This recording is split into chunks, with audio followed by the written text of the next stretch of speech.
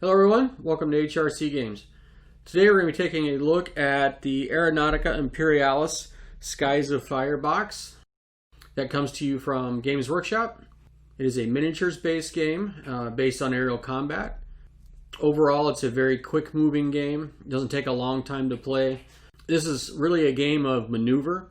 You're trying to anticipate where you think the opponent's ship is going to be, so you try to maneuver yourself to get a good shot. Hopefully they won't be able to get one at you. It's kind of a fast and furious game. Me and my son played a game a couple days ago where it was just we played with 3 planes each. The first 2 planes for each side got knocked out in a matter of 10-15 minutes. It was really quick, and then we were maneuvering each other to get behind each other's last planes together for, I don't know, probably another half an hour before we finally lined it up and ended the game. Of course he won. That's usually the case though, but you know, such as. So we're going to take a look at what's in the box and a little bit of a look at what the game mechanics are and how the game plays. So inside the box you have the rule book. It's really well laid out, very colorful, lots of good examples. The gameplay explanation is very good. You've got a couple scenarios in the back. The other things that you have in the back that are really kind of nice too is the status sheets or the stat sheets for each of the planes or the ships that come in the box, so you're not having to get something external to have the data sheets. I know sometimes in some of the other Warhammer kind of games you always have to buy the codexes and the indexes. This is kind of set up a little bit more like the kill team is, so that everything you need is in one box. So, and that's included the core rules and then the stats you have for the planes as well. You know, let's get a quick reference sheet. Here you have a turn summary, right? Tells you what you need to be doing, when you need to be doing it. After you've read the rule book and you've played a little bit, this is the only sheet that you probably even need. You're not going to need to go diving in the rule book, so it's a really good way to walk through the steps of the game. Very clearly written. Everything that you'll need is right here. On the back of that sheet is the maneuvers, which is the core mechanic of the game. We'll talk about that in a little bit. In the box also comes 10 total models. You get 5 models for each side, 5 of the Tau and then 5 of the Imperium as well. Of course you have to put them together and paint them. As you can see here, we're in various states of putting together and painting. We haven't got all the models even put together. I think we each have 1 model left to put together. But you can play with 2 or 3. You can play with however many you want until you get them all done. And of course, you know, as we got here, you can obviously play when they're not painted either. Or you can play with them when they're painted poorly, like I do. Not that that really matters. You paint because it makes you happy, not because it's great. Or at least I do, because otherwise I'd be depressed all the time. So I slap some paint on them so that I can tell which one is which. Is kind of my standard of painting. Also in the game, you get some several tokens. These are your maneuver tokens. Each maneuver has a number that is associated with it. So you got 3 here, 2 here. They go all the way up to 8. And they are there for you to mark what it is that you're going to do.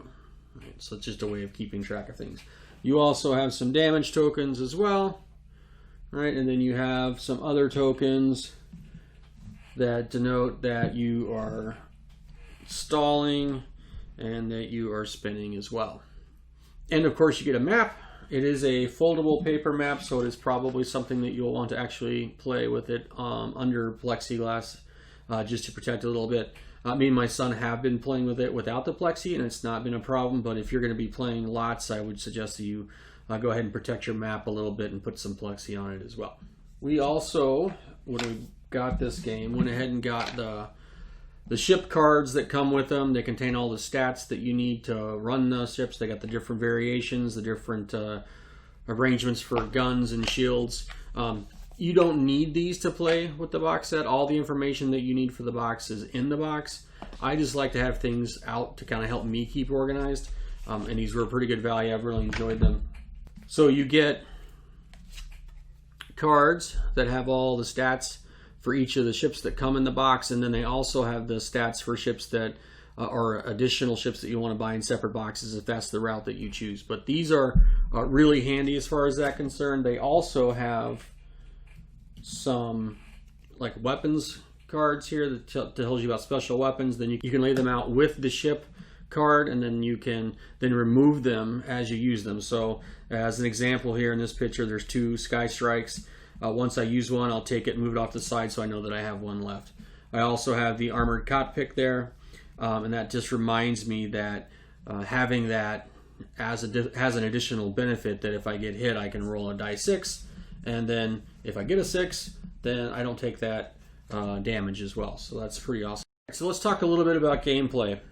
Essentially what you're doing is each turn you are deciding what maneuvers that you want to do before anyone moves, and then one side will move one, then one side will move the other, and depending on where your maneuvers end up, that's how you end up in position to fire or not fire on the enemy aircraft.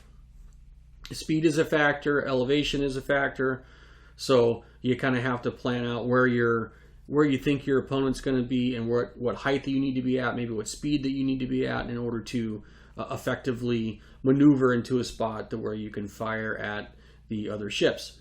Each one of these ships come with its own base, and on the base is the target facing directions that you need to make sure that you're aligning your shots right and they're in your firing arc. They also have a dial that tells you about your speed and your altitude as well, so that way you don't have to remember, right? It's always on your dial so that it's easy to have there. So every turn has 6 phases.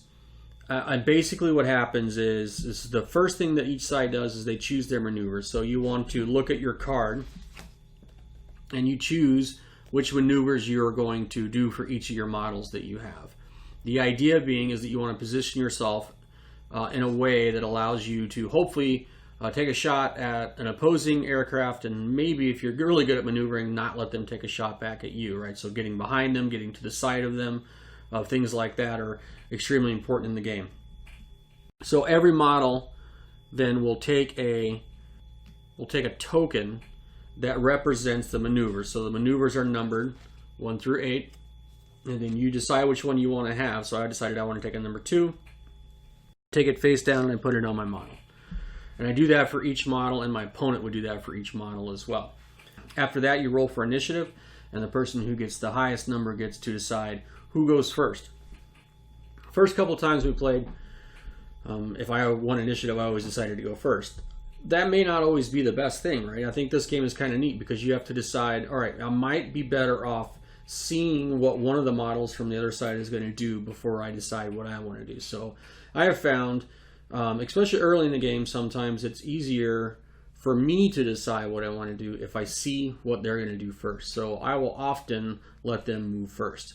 The downfall to that is whoever moves first also gets to fire first. So after all the initiative is decided and we know who's going to go first, the first person moves one model, they take the maneuver token and they flip it over so that you both can see what the maneuver is, and then they make that maneuver.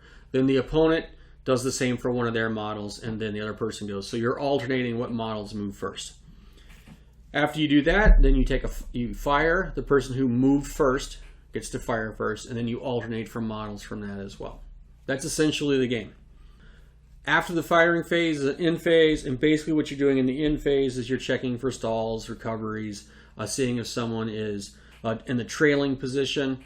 So that's a pretty important thing too. You don't want somebody to end up behind you directly, because then they get a free shot in the next turn. So you want to make sure that when you're thinking about your maneuvers that you are not, in fact, setting yourself up to where they can get it behind you, and then they're essentially going to get 2 shots, which oftentimes is enough to knock an aircraft out of the sky.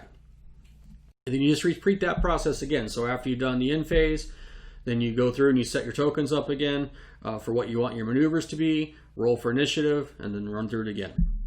So once you get the order of the phase going through, the game really rolls quick, right? Which is kind of nice because it reflects kind of the chaotic nature of air combat.